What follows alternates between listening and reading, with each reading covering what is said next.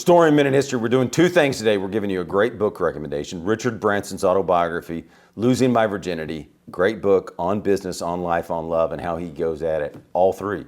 Goes after love, goes after life, knows how to live life, does it with gusto, goes after business. Thinks of something, goes and does it. You'll learn from this book. We recommend it, but we're going to read a piece too, an article that you can get value of right now today. That'll give you a glimpse into the book, as well as some good tips for life that we've mentioned before that we're going to reiterate today because I believe they're so important. Richard Branson's Key to Success Can Be Yours Too is the name of the article. Guy who wrote it is James Clear, June 27, 2016, so we're going back a little bit. I read this book a while back, but I wanted to bring it up and give you a book recommendation. In 1966, a dyslexic 16-year-old boy dropped out of school. What's he going to do? With the help of a friend, he started a magazine for students and made money by selling advertisements to local businesses. Pretty good story in the book. I think you'll enjoy this one.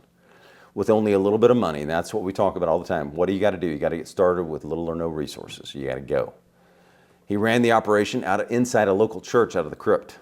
Pretty creative and innovative.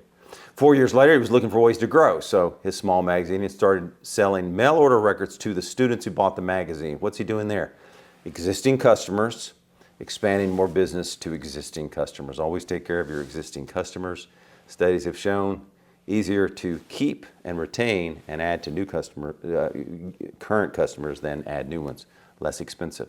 The record sold well enough that he built his first record store, and that was pretty neat. After 2 years of selling records, he decided to open his own record label, pretty big and amazing, and recording studio. And that's interesting in the book. You'll enjoy that. He rented the recording studio out to local artists, including one named Mike Oldfield, and this is the guy you want to look at. Great story, and there's a great story about a car in it that he uses to persuade him to do the project. Very innovative and creative. I mean, this guy goes after it, Richard Branson. I really respect him for reading this book and what he did. Oldfield created his hit song, Tubular Bells. By the way, that carried the company a while. You'll see that. One great customer can carry your company for a while, but you don't want to depend on that. But one song carried this company. The song went on to sell, get this, how many copies do you think? Over 5 million copies back then. Over the next decade, Branson grew his record label by adding bands like the Sex Pistols, good story about that in the book, Culture Club, and get this, the Rolling Stones. Along the way, he continued starting companies, airline businesses, trains, mobile phones, and so on. Almost 50 years later, there were, guess how many companies? 400 companies under his direction.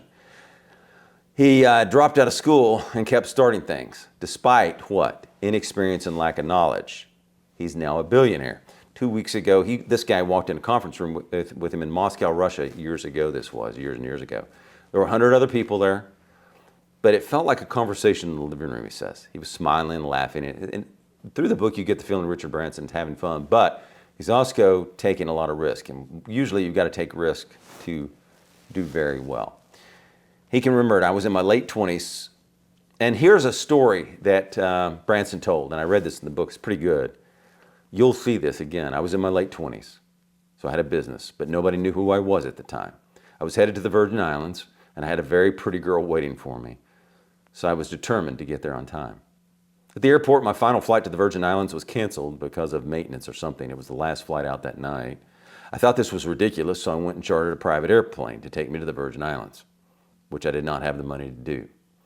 Then I picked up a small blackboard, wrote Virgin Airlines on it, $29, and went over to the group of people who had been on the flight that was canceled. I sold tickets for the rest of the seats on the plane, used their money to pay for the chartered plane, and we all went to the Virgin Islands that night. Richard Branson, pretty good story, right? Clever, creative, taking initiative, creates it on the spot, gets it done to do what? To go see his girl. So in love, life, you'll get all that in this book. This is another interesting story this author writes about. Branson was on a panel with some industry experts. This is from him, not the book.